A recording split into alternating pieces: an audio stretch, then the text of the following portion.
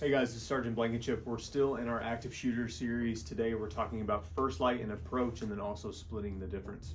So let's take a look at building 400 as it relates to post 1. If our intent is to make entry or to go to building 400, what we have to understand that is on the approach, we need to, one, understand where first light is and how it affects us, right?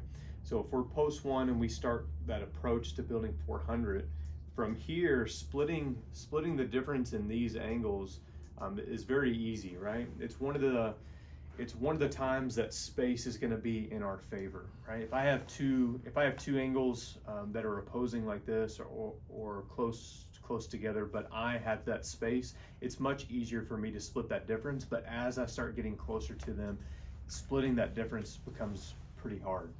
So splitting the difference of these two angles from back here is very easy, but as we start to progress on that approach, it's going to be very hard for you as the individual to split the difference between these two angles, or even if there's a window right here, to split these two differences is going to be pretty hard. So what you need to understand is how are you going to make your approach?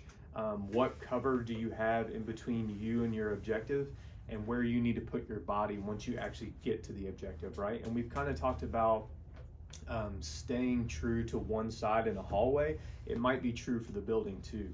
It might be more advantageous for me to approach this way, just depending on what kind of cover or vehicles or something that I can get behind on the way there.